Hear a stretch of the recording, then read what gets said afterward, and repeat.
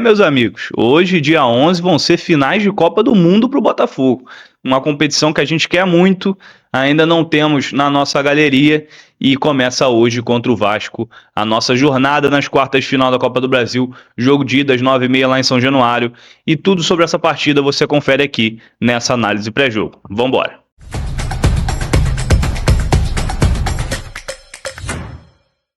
Eu sou Gustavo Bandeira, estudante de jornalismo e botafoguense. Estou aqui para te contar tudo sobre a partida de hoje entre Vasco e Botafogo, jogo de ida pelas quartas de final da Copa do Brasil.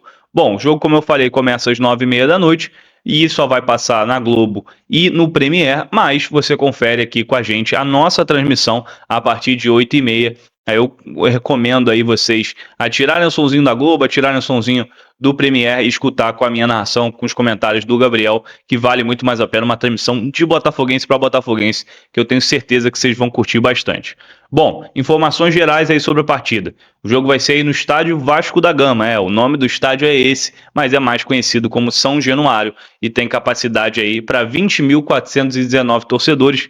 É bem capaz de hoje estar completamente lotado, né? Já que todos os ingressos foram esgotados aí para a torcida do Vasco, todos os ingressos foram esgotados para a torcida do Botafogo. Então a gente deve ver um público bem próximo aí da capacidade total, que é a dos 20 mil. Bom, o árbitro da partida vai ser o árbitro Anderson Daronco, do Rio Grande do Sul, ele que bem conhecido aí por todo mundo, né? Ele já apitou 4 jogos do Botafogo em 2025, incluindo a vitória sobre o próprio Vasco, lá no Mané Garrincha por 2-0, pela 13ª rodada do Campeonato Brasileiro.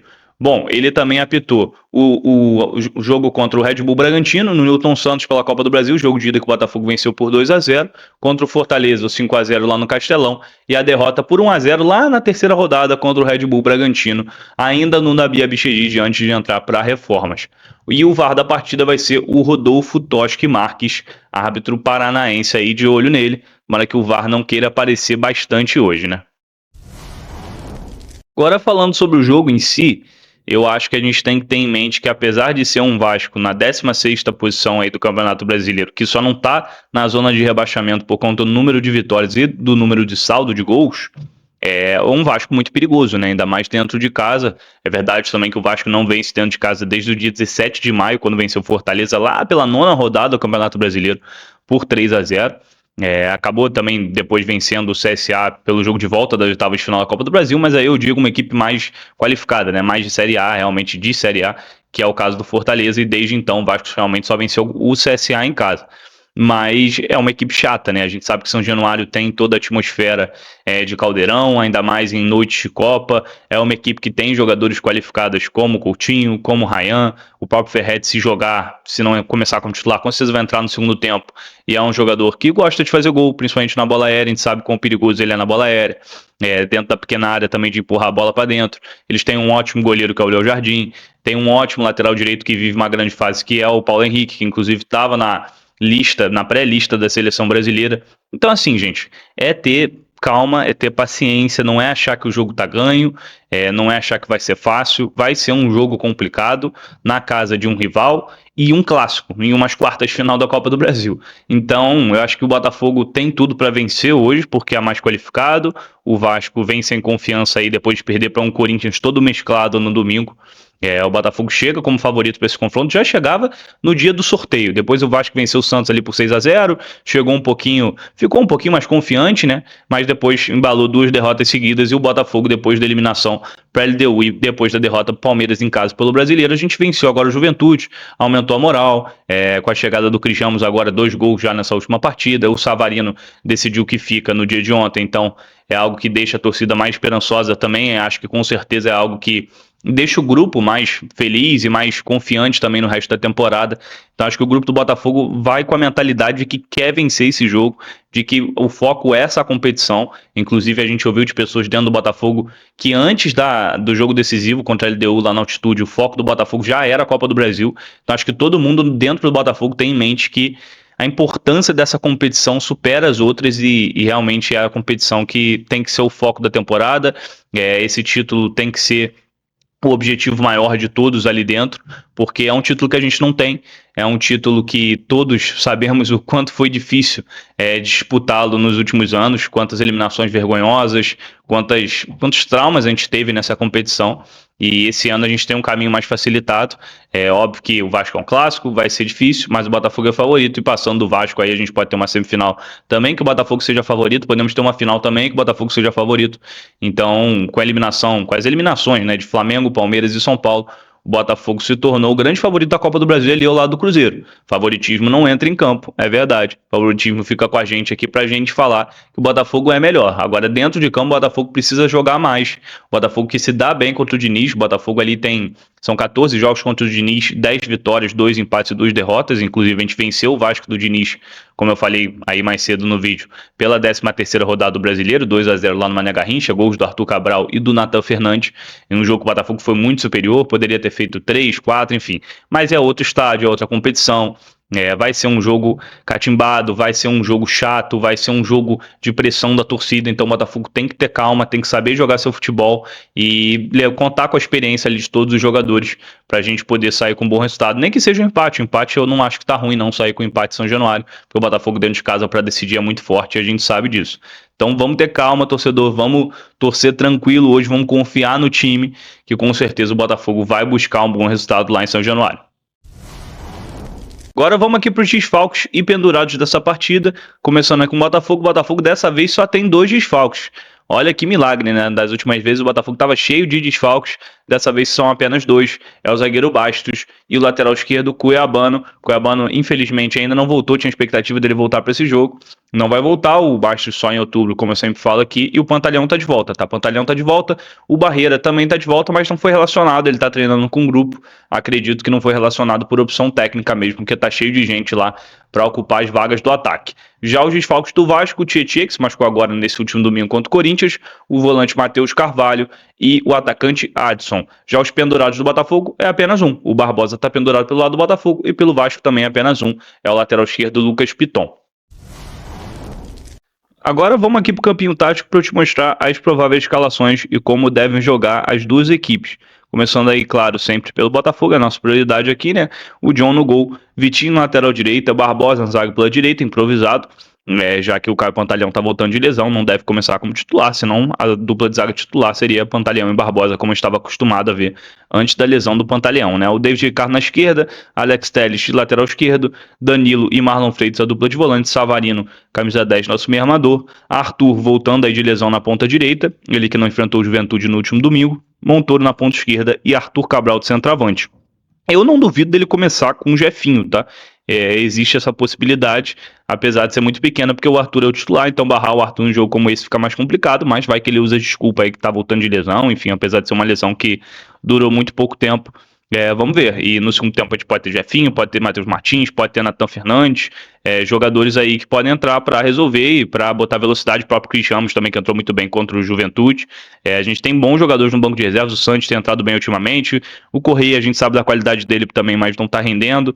Enfim, vamos ver aí no segundo tempo o que o Botafogo vai fazer. Também tem o Alan e o Newton, tem o Marçal, enfim, o Botafogo tá com um banco muito qualificado hoje, o próprio Caio Pantaleão tá aqui, o Ponte não tem entrado muito, mas é uma boa opção para botar mais ofensividade ali pelo lado direito. Enfim, puxei o banco todo aqui para vocês verem que o banco do Botafogo tá muito qualificado e a gente pode ter um segundo tempo aí com os reservas entrando e mudando completamente o jogo, que já não é muito o caso do Vasco, que os reservas do Vasco são bem abaixo do time titular. Falando em Vasco, vamos lá. O time do Vasco provavelmente vai ser Léo Jardim no gol, Puma Rodrigues ou Paulo Henrique na lateral direito. O Paulo Henrique tá voltando de lesão, a tendência é que ele seja titular, mas existe a possibilidade dele não ser. Tomara que não seja, porque o Puma Rodrigues é muito menos jogador, vive uma fase muito pior e defensivamente é uma avenida ali, uma água pelo lado direito. Então seria ótimo se o Vasco começasse com o Puma, mas acredito eu que o Diniz vai de Paulo Henrique mesmo, que o Paulo Henrique deve ter se recuperado da lesão, até porque é um touro fisicamente.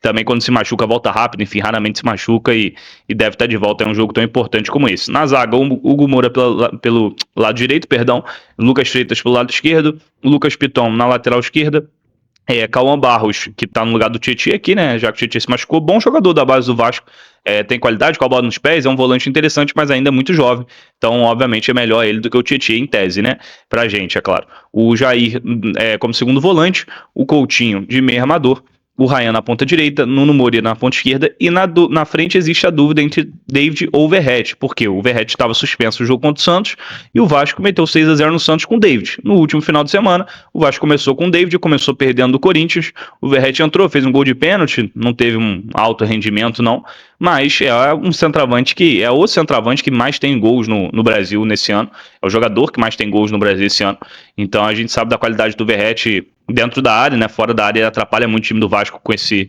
estilo de jogo do Diniz. E eu acredito que ele vai começar com o Verratti, tá? Ainda mais num jogo tão importante como esse, eu acredito que o Verratti comece mesmo. Então vou até tirar o David aqui e deixar o Verratti aí como titular. Então o time do Vasco é esse. Só ressaltar também que o Hugo Moura tá improvisado, tá? Ele é primeiro volante, ele tá de zagueiro. Então é algo que o Botafogo pode explorar aí, principalmente pelo lado esquerdo, já que ele vai jogar do lado direito da defesa do Vasco, então ao contrário, aí o nosso lado esquerdo com o Montoro e com o Alex Telles, isso pode ser muito explorado. Agora, de pontos para ter atenção, primeiro, cruzamento, se o Verratti for titular, é claro, e também, se não for, vai entrar no segundo tempo, cruzamentos pelo lado esquerdo com o Piton pro Verratti dentro da área, a gente sabe, já tomou gol assim lá em 2024, né, ano passado, inclusive, no jogo do primeiro turno, é uma jogadinha perigosa que o Vasco ainda usa e o Piton cruza muito bem, o Verratti é muito bom cabeceador, então o Botafogo tem que ficar de olho nisso. Segunda coisa, Coutinho, como eu falei aí mais cedo no vídeo, Coutinho é o ditador de ritmo desse time do Vasco, não pode deixar ele chegar muito perto da área, pisar perto da área, porque ele tem uma finalização muito boa, de média e longa distância, a gente sabe disso, a gente sabe que o Coutinho é um jogador extra classe, mas que não vive um bom momento, que a intensidade às vezes é um pouco abaixo, mas enfim, é um jogador que quando aparece demais e consegue altos passes, altas finalizações, enfim, é outro nível técnico. De resto, gente, é tomar cuidado com o Ryan também, que é muito bom pela ponta direita, tem muita força física, muita velocidade. É o Botafogo segurar aqui ele com o Montoro e com o Alex Telles. Talvez no segundo tempo possa entrar aí o Marçal, porque o Alex está tendo uma sequência de jogos muito grande. Então o Marçal no lugar do Alex Telles aí no segundo tempo, a gente pode ver para continuar segurando o Ryan aí pela ponta direita. Já o Paulo Henrique também pela ponta direita, esse é o problema, tá? O maior problema do Vasco é a ponta direita, o lado direito, o problema é pra gente, que eu digo, né? Porque o Paulo Henrique e o Ryan são muito velozes, são muito fortes fisicamente, então o Botafogo vai ter que segurar bem aqui pelo lado esquerdo, não sei se talvez inverter os volantes, o Danilo com o Marlon Freitas pro Danilo chegar mais junto aqui na esquerda, talvez seja o ideal, porque do lado direito, do lado esquerdo deles, perdão, eles têm dois jogadores qualificados ofensivamente, o Nuno Moreira é muito bom também, com a bola no pé, tecnicamente é muito acima de alguns jogadores, mas é menos intensidade aqui, menos correria, então para marcar o Piton e no Moreira fica mais fácil pelo lado direito, ainda mais tendo o Vitinho, que é um lateral defensivamente tão bom. De resto é isso, gente, como eu falei, goleiro muito bom, para fazer gol no Léo Jardim não é tão fácil, às vezes ele faz uns milagres, ele tomou um frangaço, né, perdão, no ano passado, assim como o John também no jogo do 1-1 em 2024, mas é um grande goleiro, a gente sabe que vai ser difícil fazer gol nele, então o Botafogo acerte bem a finalização hoje e explorar também o lado esquerdo, como eu falei, por causa do Hugo Moura, para partir para cima dele e, enfim, explorar as valências que ele não tem aí como zagueiro. É isso, galera. Se você gostou, deixa o like, se inscreve no canal que fortalece mais o nosso trabalho. A gente agradece bastante e bota aí nos comentários quanto é que você acha que vai ser a partida. Fica ligado também que, como eu falei lá no início do vídeo, a partir de 8h30 da noite tem a nossa transmissão. Aí você tira o sonzinho do Premiere, tira o sonzinho da Globo, de onde você estiver vendo aí. Escuta com a minha narração, com os comentários do Gabriel, que eu tenho certeza que você vai gostar muito mais, que a gente traz todas as informações da partida e também torce junto com você. É uma transmissão de botafoguense para botafoguense mesmo. Tenho certeza que vocês vão curtir bastante. Beleza? É isso, saudações alvinegras. Vamos buscar essa vitória hoje, hein? Tamo junto.